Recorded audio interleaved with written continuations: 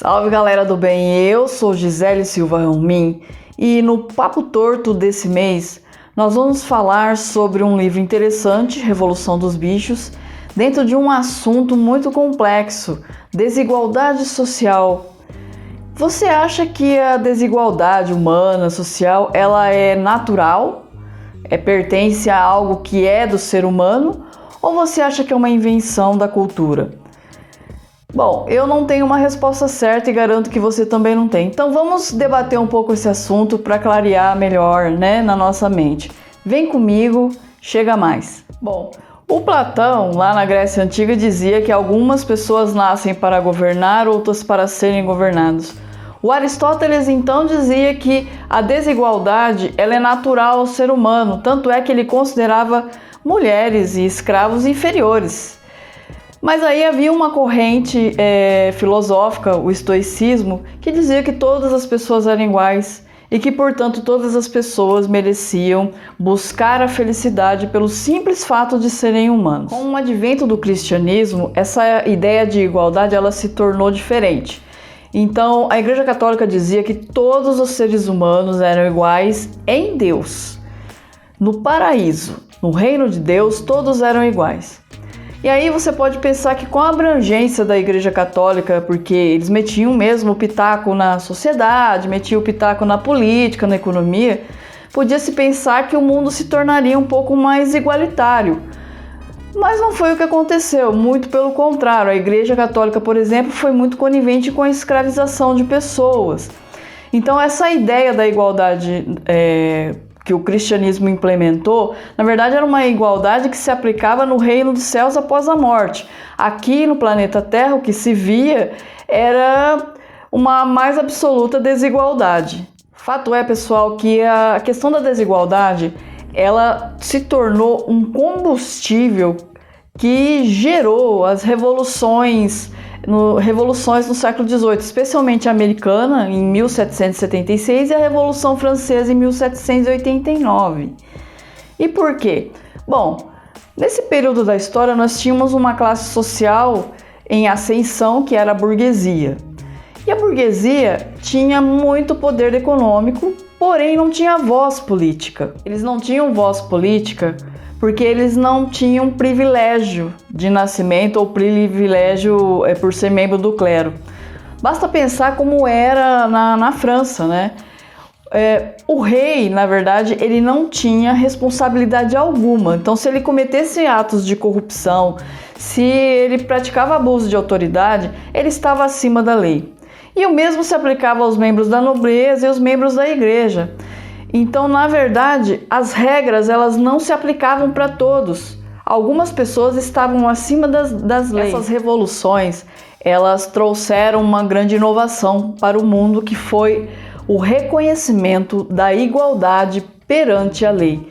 E que diabos é isso? Bom, o objetivo da burguesia era ter voz política e, portanto, para isso precisava abolir o sistema de privilégios. Ou seja, esse negócio de um nobre, a lei não se aplicar da mesma forma por um nobre e um burguês, estaria extinto.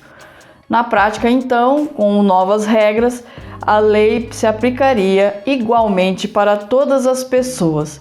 Olha que maravilha, lindo, não? Era de fato para ser lindo. Mas, ao mesmo tempo que essas mudanças políticas aconteciam, uma outra mudança muito forte começava, que é a Revolução Industrial. E basicamente o que seria a Revolução Industrial? Com a invenção de novas máquinas, a produção produção de mercadorias que até então era feita de modo artesanal, começa a ser produzida em alta escala.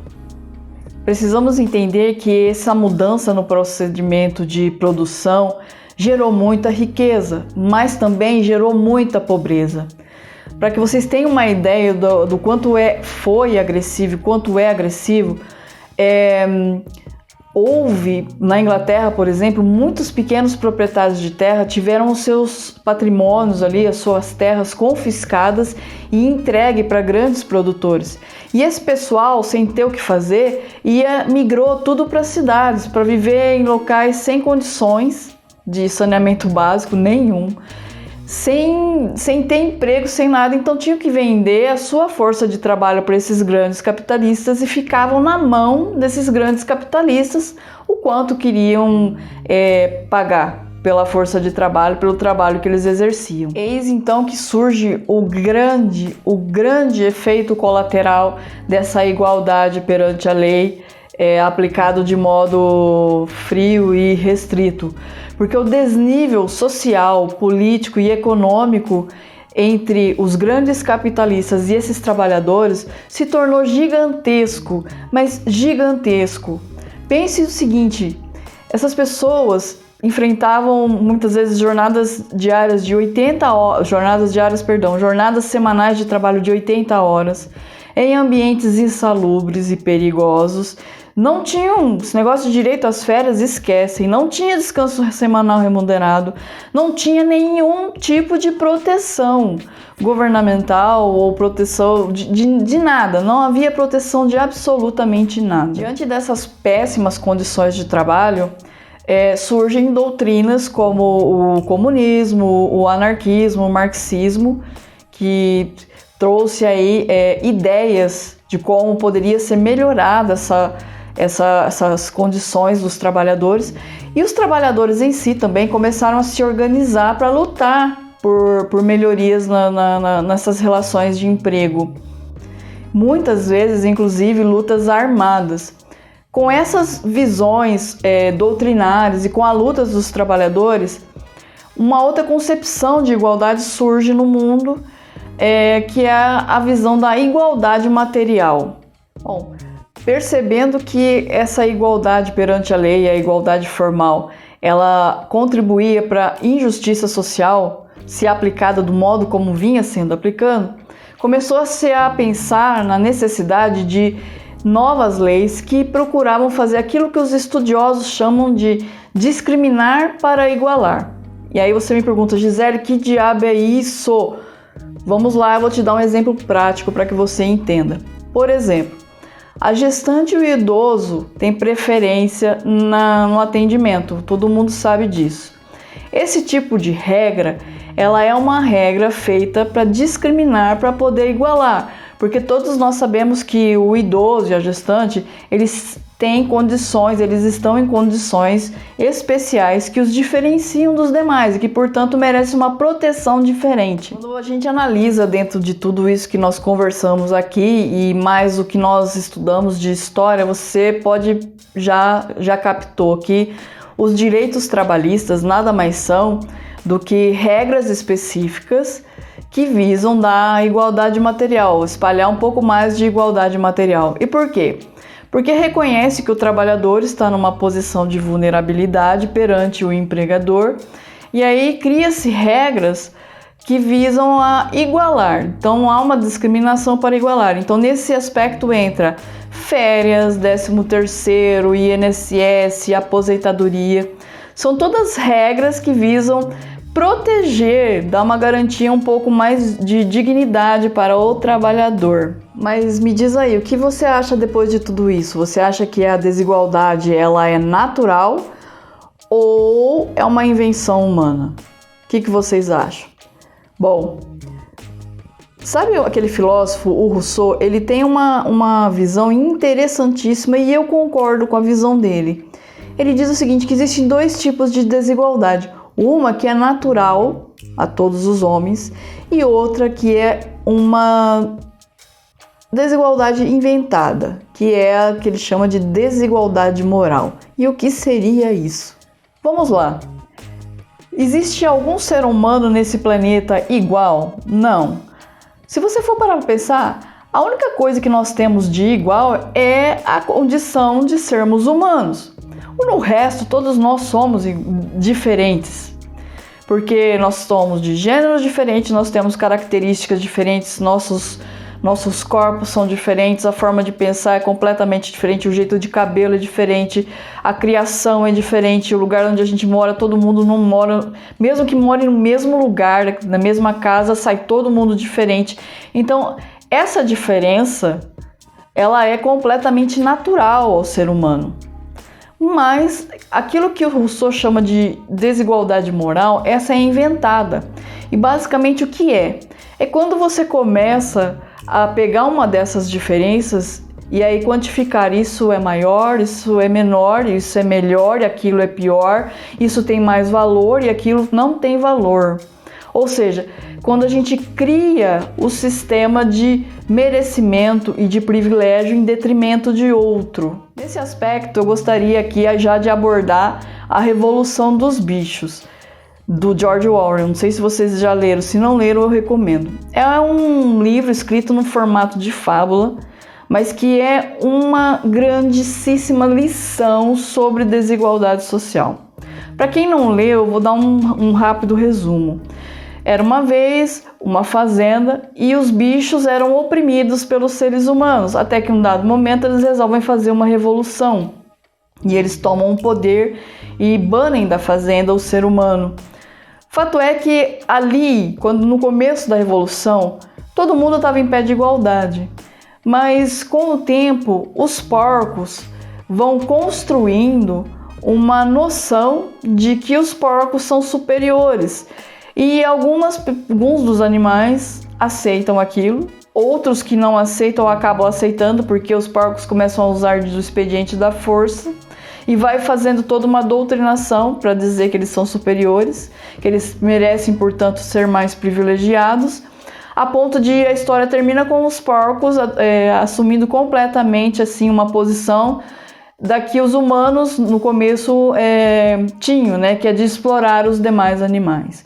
Então, é interessante porque esse livro mostra como é construído socialmente essa noção cultural de melhor, de pior, de mais valor, de menos valor, daquilo que merece privilégio e daquilo que não merece privilégio.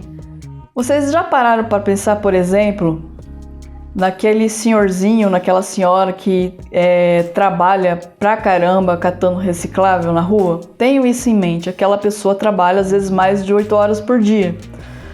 Aí você compara com um médico que também trabalha muitas vezes mais de 8 horas por dia.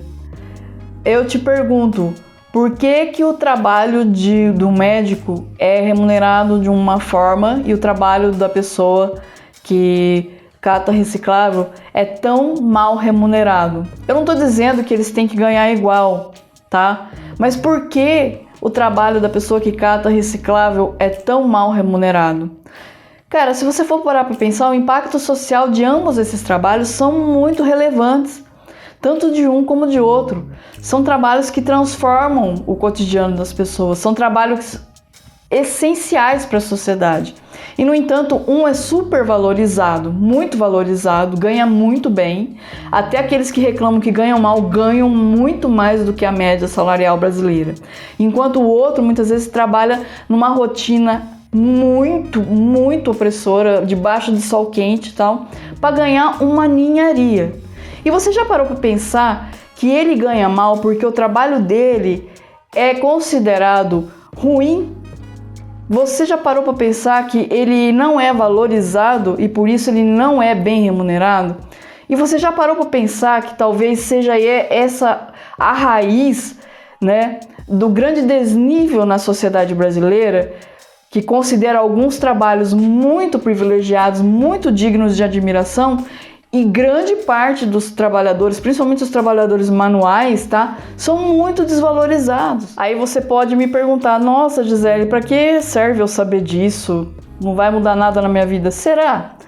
Eu acho que quando a gente conhece algo que não conhecia antes, a gente se torna um pouco mais livre.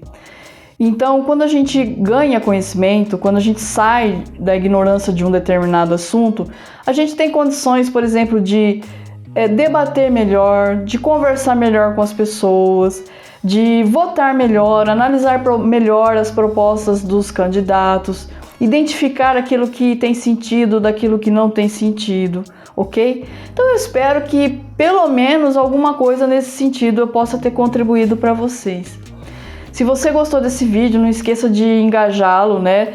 Dando seu like, compartilhando, comentando. Vocês que estão me vendo pelo YouTube, né? Claro. Quem está em podcast, né? Que nós também temos o podcast.